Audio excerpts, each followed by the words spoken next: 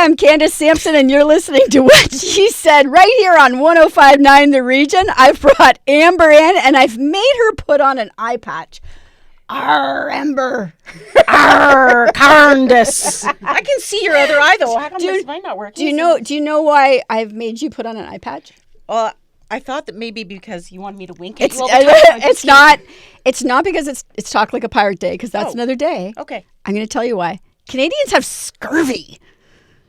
What? Yeah. We still have scurvy? We do have scurvy. How's my eye patch doing? There. So we have scurvy. Canadians have scurvy. So I'm going to tell you a little story. So when I first started dating the boyfriend, he actually mentioned I was bruising. And he's like, oh, you kind of bruise easy. And, he's a doctor. So he said, maybe you have scurvy. And I thought, okay, this guy's a quack. Scurvy is not a thing. But it is. There was a big news article that came out, and Canadians are vitamin C deficient. So I brought you an orange. Oh.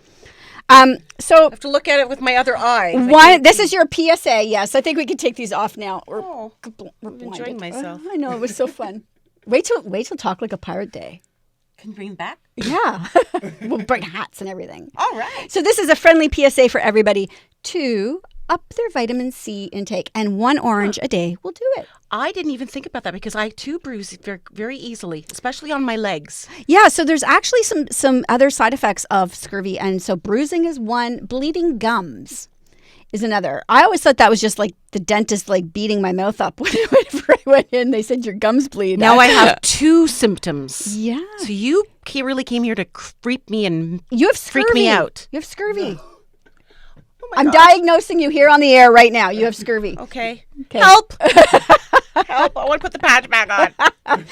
So it's not just a disease that have happened, way back when people were boating. It's actually something now. And you think about it, it makes a lot of sense because it's not like we have orange groves around us and things like that. So just, one orange a day is actually enough to get your vitamin C up, or you can get a supplement. So now you know. I know. Now you have me all worried about my. But it's easily resolved. Okay. Yeah. I can fix this. Okay. So on the show today, retirement planning often takes a back burner for people. I know it did for me. And as you start to near retirement age, you get a little panicky. Right. Panic pay. Again. Yeah. I did not know that was your nickname. I love it. Oh, it's one of them. Okay.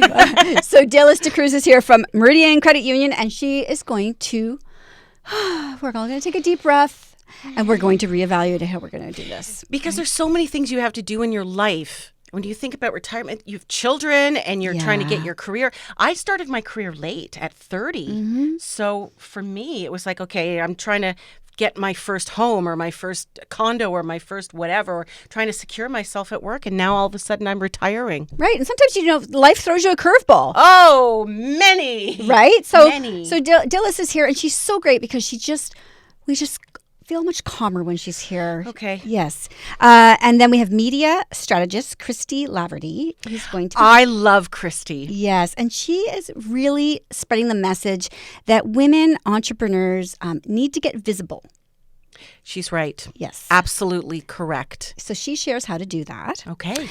Linda Moss and her sisters Sharon and Patty tragically lost their father last year to a bed sore, which you would not, that's hard to believe, but it is surprisingly a common thing that happens with patients in long-term care. I believe it. I believe it. I was looking after my mother before she passed, and I was helping her with her bed sore, and they said, you need to very carefully look at this.